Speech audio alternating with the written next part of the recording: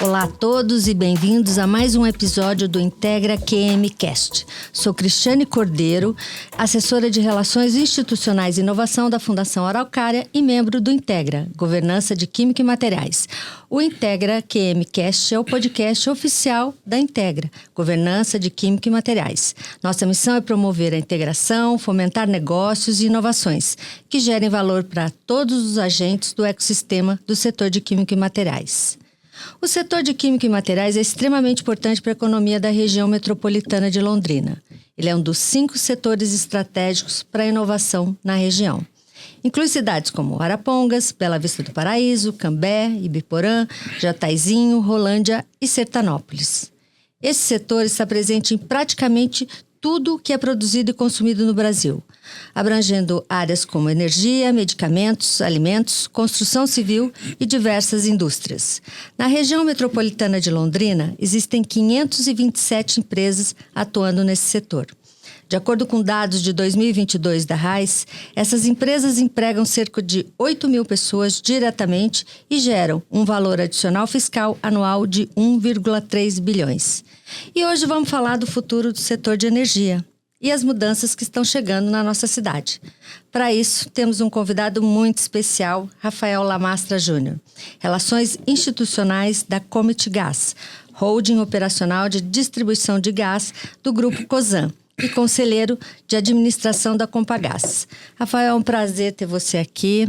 Como é que você está? Tudo bem, Cristiane. Obrigado pelo convite. Espero, nesses minutos nós vamos ficar juntos, contextualizar tanto o papel da Compagás no estado e o papel que o gás, a distribuição de gás, o gás canalizado, consegue contribuir aí, no caso, para o desenvolvimento das cidades, da economia e do setor, principalmente do setor industrial. Para nós é bastante importante. Para começar, conta um pouco para a gente sobre a história da Compagás e qual o papel da empresa no desenvolvimento do estado do Paraná. Então, a Compagás, o sistema do gás canalizado surgiu na década de 90. E a Compagás é uma empresa que tem 30 anos e nós temos uma concessão estadual que foi recentemente renovada. Nossa concessão vai até 2054, então... E a Compagás é a única concessionária da distribuição de gás canalizado do Paraná. Nós deixamos de ser estatal há 1 ano e meio, né? Mas esse fator de ter sido estatal, infelizmente, comprometeu demais o desenvolvimento da empresa. Só para você ter uma ideia, nós temos hoje uma capilaridade espetacular na região de Curitiba e região de Ponta Grossa, nas cidades e nas regiões metropolitanas de ambas, e Londrina e o interior nós temos aí uma participação muito, muito tímida. Nós entramos em Londrina com um duto em 2012, esse duto foi paralisado a operação em 2019 e agora, com o novo plano de concessão, com a nova visão tanto do governador quanto da empresa hoje como sendo um ente privado, é que agora a gente retomou essa expansão com planos objetivos, já obras em andamento, inclusive nesse momento que nós estamos falando hoje aqui, em março de 25, e um plano de expansão para os próximos 30 anos e que inclui o atendimento, você citou aí Arapongas, Rolândia, Ibiporã, inclui o atendimento, cumprindo inclusive um ciclo que é longo, né, mas inclui o atendimento nesses próximos anos, nesse trecho que vai de Londrina até Maringá, incluindo as 2 cidades.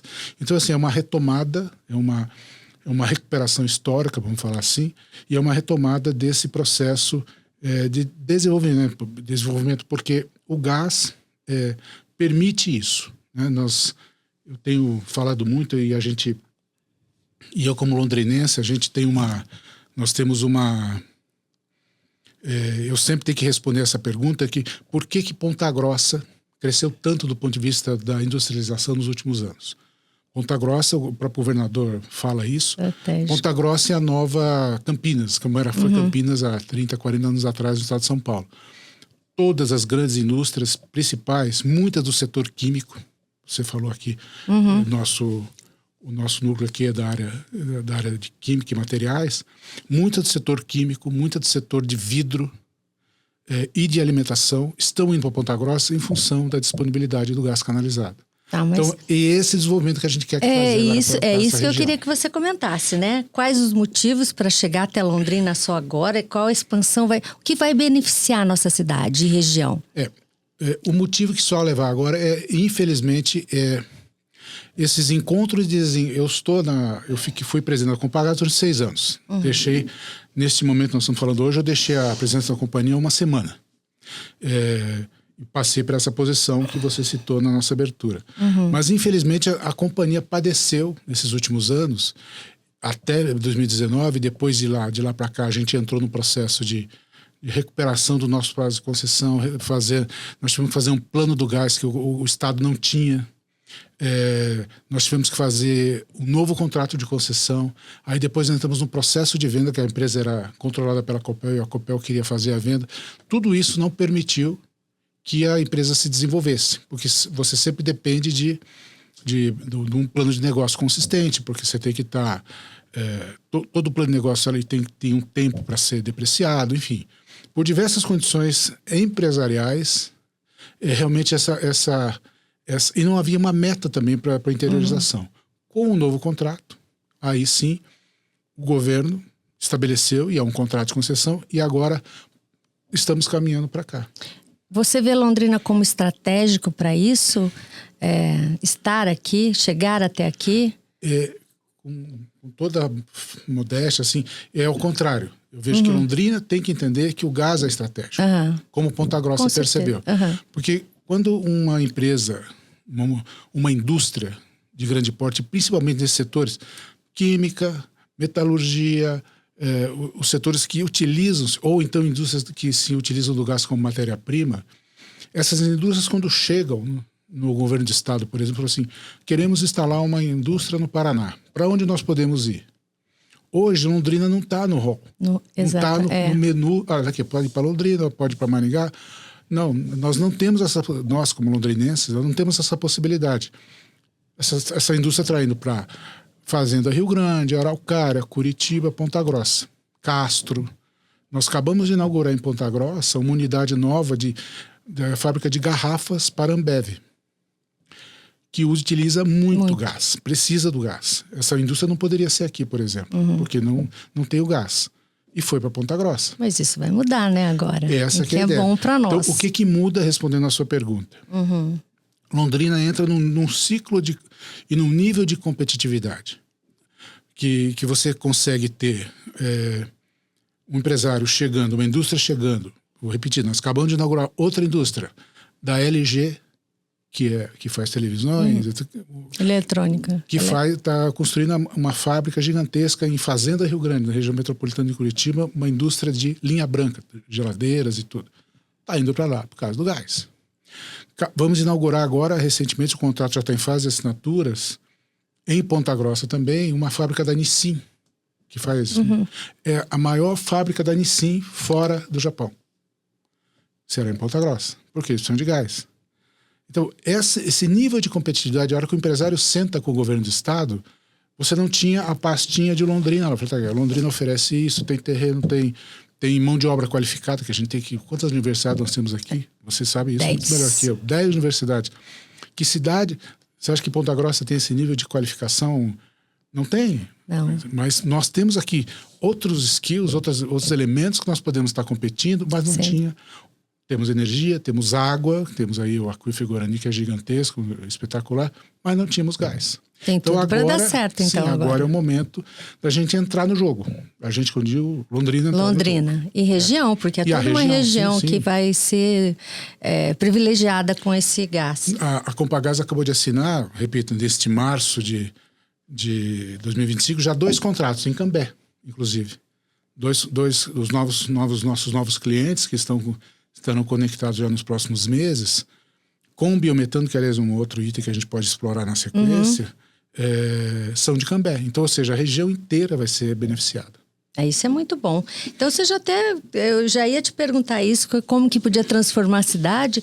É isso, atrair novas empresas, atrair pessoas, começar a tratar diferente como uma estratégia de negócio você ter um duto de gás aqui. Eu acho isso importante.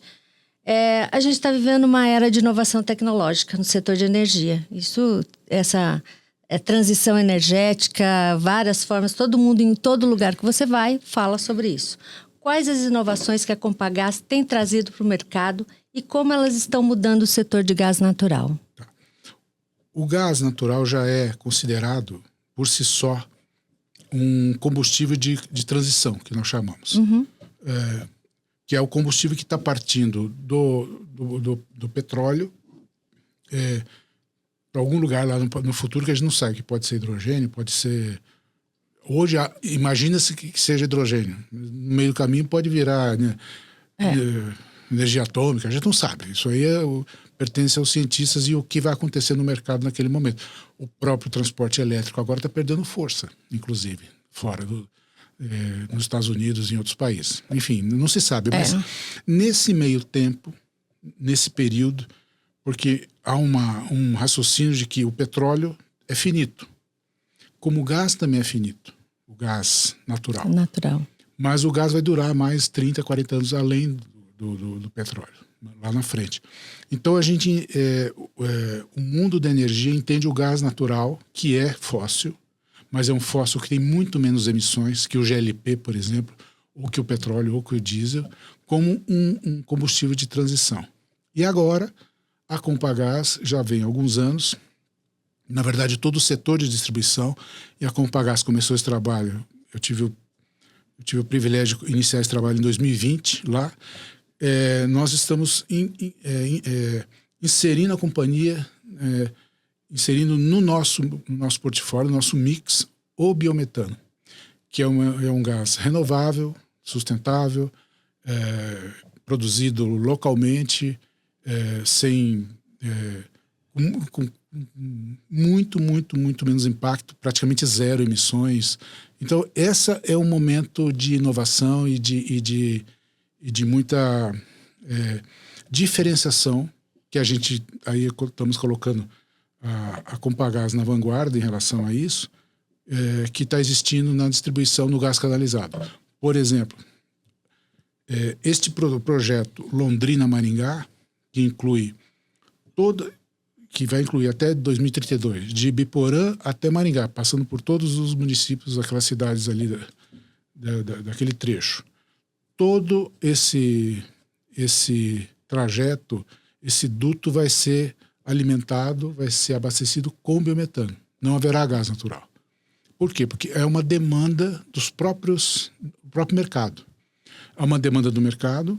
Nós temos, por exemplo, eu sempre cito com orgulho isso, não vou citar nomes, mas temos uma empresa metalúrgica da região que, em função da disponibilidade do biometano, está criando uma linha de molas automotivas, uma linha verde, que você tem valor agregado, você tem mais possibilidade de entrar no mercado e que ninguém tem no Brasil, porque ninguém tem o biometano. Nós vamos fornecer biometano para essa indústria.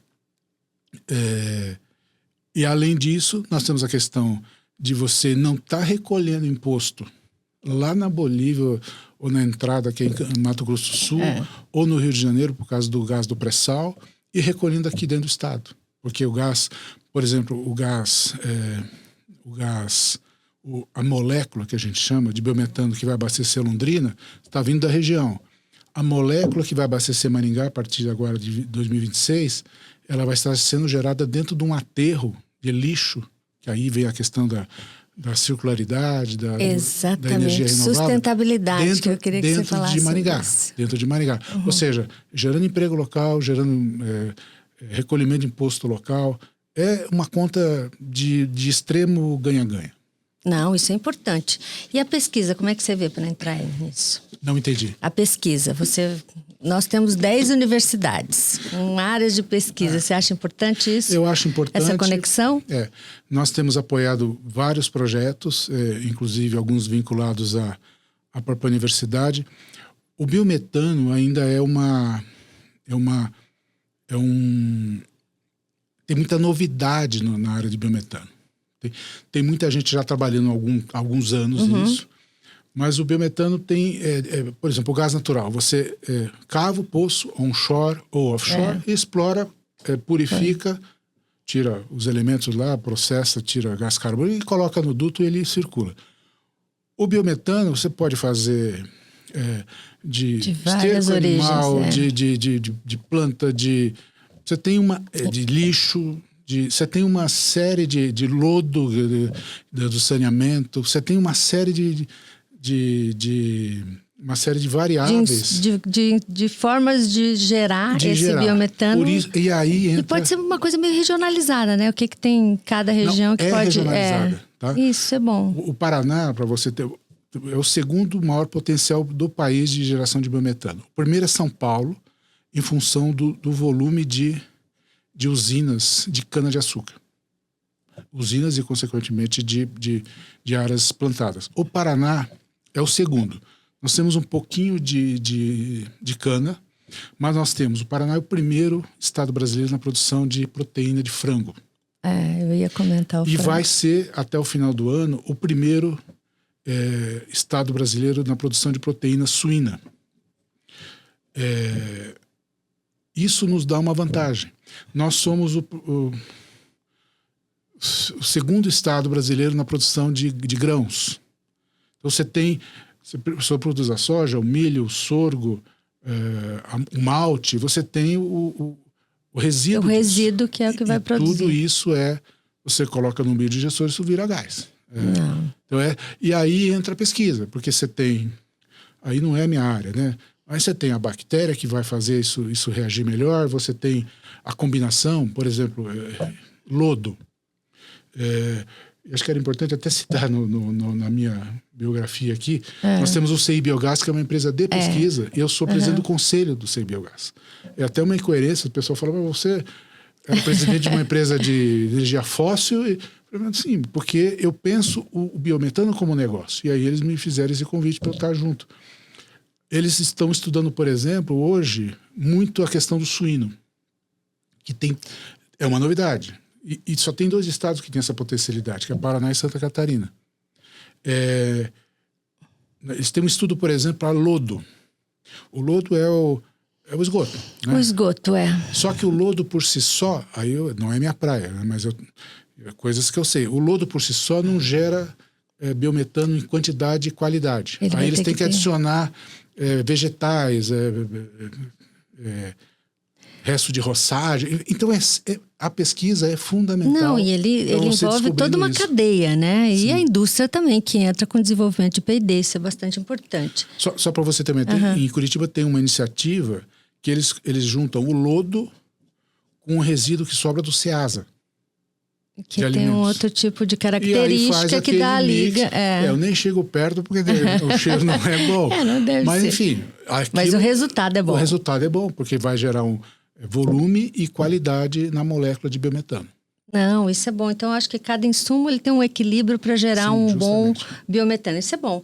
E olhando para o futuro, quais os desafios e oportunidades que você vê agora? Principalmente agora que você está mudando de posição, como é que você entende isso para o setor de energia? A gente falou de sustentabilidade, P&D, mas realmente a inovação tecnológica. Eu achei interessante quando você fala assim, que a finitude de outras energias, de produção de energia, que vocês já estão pensando nisso, como é que você vai dar um passo à frente? Vai gerar outro, sim. É um ciclo. E não dá nunca para a gente falar que isso não há... Tem gente que não gosta quando eu falo isso, mas não há posição definida e definitiva nesse setor. O futuro, nessa área de energia, nós não podemos engessar esse futuro. Você tem que deixar ele fluir. O que nós não podemos deixar de ter é um olho justamente na questão da sustentabilidade, da renovabilidade da energia. Isso é importante ter. Mas o que vai acontecer para frente é difícil a gente prever. Por exemplo, a União Europeia acabou recentemente, um pouco mais de um ano, ela elevou a categoria de energia renovável tanto o gás natural, que é fóssil, quanto a energia atômica. Por quê? Porque o gás natural tem uma pegada de carbono muito menor que o GLP, por exemplo, e o próprio petróleo, o próprio diesel. E se você considerar que a energia atômica não gera resíduo, ela também é muito sustentável, apesar do risco, né? Que a gente imagina que haja risco. O próprio carvão, eles voltaram a adotar com tudo carvão, e lá eles têm um volume, um percentual de utilização de carvão altíssimo, que beira 40%, 50%. No Brasil é pouquíssimo. Então, nós temos hoje uma perspectiva grande de alternativas. O hidrogênio é uma alternativa, que ainda não está assim, investindo muito em pesquisa, mas ele não é viável ainda. Nós temos questão de outros modais que vão surgir. Não é o próprio no transporte de aviões, por exemplo, tem a figura do SAF, que é o combustível sustentável de aviação, que vai surgir para substituir o querosene que vem do petróleo. E o SAF vai ser obrigatório em algum momento, a partir da Europa, que está sempre na vanguarda disso, e ele é feito a partir de óleo vegetal, que aí o Brasil tem uma produção de óleo vegetal, até pela inserção do óleo vegetal no diesel, é muito grande, então já está avançado. Enfim, você tem um dinamismo, aí você, sem contar a eólica, que o Brasil é muito favorecido, a energia solar, que está explodindo, Então nós temos uma diversidade e um dinamismo nesse surgimento de alternativas muito grande. Não, nós temos uma vantagem nisso também no Brasil, né? Sim, tanto o Brasil como o Paraná, por exemplo, na questão na energia da geração hidráulica, nós temos um espaço gigantesco. Então, não dá para cravar que o caminho será esse. Eu acho que nós temos que, dia após dia, avaliando o biometano, por exemplo, que já é uma realidade na Europa há muitos anos, começou um movimento a partir de agora, 2, 3 anos para cá, agora que o governo federal fez um movimento a partir de uma iniciativa do Congresso de exigir que parte é um percentual pequeno ainda, que parte do gás que é distribuído pelas distribuidoras, pelas supridoras de gás, principalmente a Petrobras, seja substituído por biometano a partir de 2026. Então, aos poucos, você vai fazendo essa transição, mas as alternativas são gigantescas. No caso, na análise local, vamos falar assim, localmente, você tem iniciativas tanto como essa da Compagás, de estar substituindo esse duto que nós estamos construindo, que vai de Londrina a Maringá, o suprimento, em vez de usar gás natural, usando biometano, é uma iniciativa.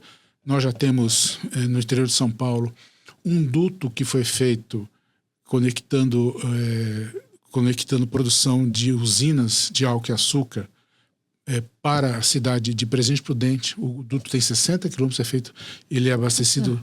Esse nosso duto aqui vai ter 110. Lá já são 60 quilômetros que é abastecido, que pode ser abastecido exclusivamente com biometano. Há iniciativas na área de transporte coletivo, por exemplo, e frota pesada. O Paraná tem uma iniciativa muito importante que que a própria Compagás assumiu, que são os corredores sustentáveis, que também já é uma realidade em toda a região costeira do Brasil. Você falou BR-101, BR-116, que um caminhão que sai, por exemplo, do Rio de Janeiro, sai de Vitória, no Espírito Santo, na verdade, ele consegue chegar até Porto Alegre só abastecendo com gás natural, indo e voltando. E agora nós estamos fazendo isso para o interior. Nós já temos uma Londrina, inclusive, o primeiro corredor sustentável liga Londrina a Paranaguá. Hoje um caminhão sai aqui de Londrina sendo abastecido com biometano, e ele vai sendo reabastecendo até Paranaguá e para desembarcar produtos do agronegócio e retorna. E ainda esse ano a gente vai inaugurar a segunda rota, que é Maringá-Paranaguá. Nossa, acho que muita gente não sabia disso, Não, né? Então, mas é que, eventualmente, nós estamos fazendo o nosso trabalho, mas eventualmente a gente pode ter alguma falha aí na questão da comunicação. Da comunicação, mas políticas públicas hoje têm sido bastante importantes para estimular, né, esses novos modais. A questão do transporte coletivo, por exemplo. O governo do estado de Goiás acabou de anunciar que quer converter 500 ônibus. É um problema que lá não tem duto ainda. Então nós estamos... Eu sou vice-presidente da Associação Brasileira das empresas de distribuidoras de gás canalizados, já fui presidente. Ontem eu estava em São Paulo, a gente está discutindo essa questão. Como é que nós vamos suprir Goiânia? Porque o governador Caiado quer substituir 500 ônibus. O prefeito Tiago Amaral já anunciou aqui que quer, a partir de 26, substituir pelo menos 40 ônibus, substituindo o diesel por gás. Há uma iniciativa forte que nós fizemos e estamos trabalhando na região metropolitana de Curitiba, que também poderá haver nos próximos anos, substituição. Então, isso é evolução. Isso a tua pergunta era, o que vem pelo futuro? O que vem pela frente. São essas transições. Nós fizemos um teste em 2023, nas principais cidades do estado, inclusive aqui em Londrina, com ônibus. Nós trouxemos ônibus, ficou 30 dias rodando aqui, com biometano. Esse ônibus, os testes resultaram em redução de 95% de emissões e redução de 10% nos custos operacionais. Nossa. Ou seja, tem vantagem. Exatamente, porque às vezes a pessoa fala, a emissão pouco importa, mas quando entra no bolso, né, 10% eu acho que é considerável. A emissão, ela importa, sim, vai importar no longo prazo. No longo prazo, exatamente. Porque ela vai significar, num ponto, se você citou aí política pública, do ponto de vista de longo prazo, 20, 30 anos, significa redução com custo na área de saúde, redução, uma série de coisas que tem que fazer a conta. As coisas se conectam, exatamente isso. Lá na frente, o que vai mudar? Isso é importante você planejar. Infelizmente, o Brasil não tem essa característica de planejamento de longo prazo. Mas você partir para soluções... A energia e a necessidade de energia não sai mais da nossa vida. Assim como tecnologia, né? Se acaba a luz, a rede está fora do ar, a gente enlouquece.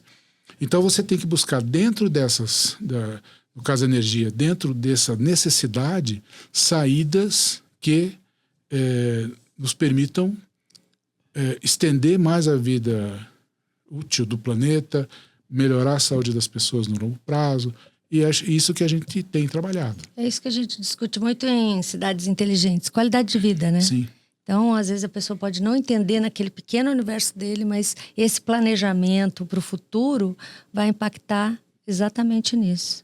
Que coisa boa saber disso. Foi um prazer ter você conosco. E para concluir, o que podemos esperar da Compagás nos próximos anos? Como empresa, como é que ela vai contribuir para o Paraná? Como é que você vê isso? Nós temos nós somos um concessionário público, nós temos uma concessão pública. Eu brinco até, o dono do apartamento é a população, é a sociedade paranaense, que é o poder concedente, que é o governo do estado. Nós temos um contrato de 30 anos que nós usamos esse apartamento, pagamos para usar, recebemos pelo aluguel, e em algum momento esse apartamento vai ser devolvido para o dono. E nesse meio tempo, o que nos cabe? Fazer as melhorias. E o que é essa melhoria? Ampliar a rede, fazer interiorização, que isso é uma determinação que está no contrato que nós assinamos. Nós precisamos, até 2054, estar nas 10, que a gente chama 10 mesorregiões do estado. Estaremos em todos os locais. E o primeiro meta é essa, de fazer Londrina, fazer Maringá, e assim vai, nos ciclos seguintes. Então, o que se espera da Compagás? Interiorização, ampliação da base de clientes com a universalização do gás para a área residencial, ampliação da rede, beneficiando o desenvolvimento industrial. desenvolvimento econômico e introduzir soluções de inovação e sustentabilidade e renovabilidade para que a gente tenha uma saúde melhor, tenha um ambiente melhor e tenha condições mais privilegiando a circularidade, por exemplo, como é o caso do biometano, que você para de trazer cada molécula, cada metro de gás cúbico, metro cúbico de gás que eu compro dentro do estado para distribuir, a gente deixa de recolher imposto e pagar para lá do pré-sal ou para a Bolívia, enfim. Você resolve o problema de muito resíduo que a gente produz, justamente, né? Além da questão da circularidade. Exatamente. Se você pegar, imagina, eu não sei como é que está esse cálculo hoje, mas se estima que numa cidade de uma qualidade de vida como Londrina ou Curitiba ou Maringá, você gera em torno de 800 gramas de lixo por pessoa por dia. Entendeu? Digamos, uma conta de padeiro, como se fala, metade é lixo orgânico e metade é lixo reciclado. Então você tem quase meio quilo de lixo orgânico por pessoa. Se você tem 600 mil habitantes em Londrina, você tem 300 toneladas de lixo orgânico por dia. Nossa, eu nunca tinha imaginado que era tanto assim. Se esse lixo ele é compostado e é transformado em gás, você está ganhando dinheiro para o município, você ganha para a sociedade.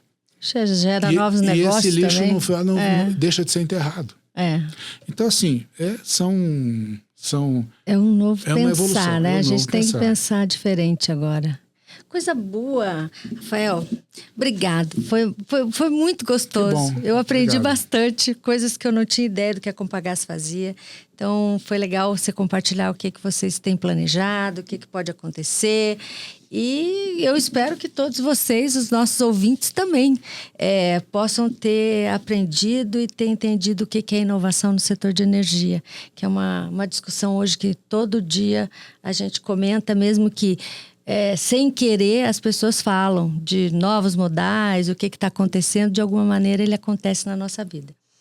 E para você que nos ouviu, Rafael, obrigada. Muito obrigado mesmo. Eu espero que a gente volte ainda a conversar sobre isso. Colocamos a governança do Integra à sua disposição para conversar um pouco mais. Quem sabe a gente interagir. Temos parceiros importantes que possam contribuir que você está pensando. Eu que agradeço a oportunidade, acho que a oportunidade não só de esclarecer, como ficar conversando sobre essa área que é apaixonante e principalmente porque essa área impacta, queira ou não queira, a nossa vida. Vai impactar o emprego da gente no futuro, vai impactar a nossa saúde, vai impactar a nossa mobilidade.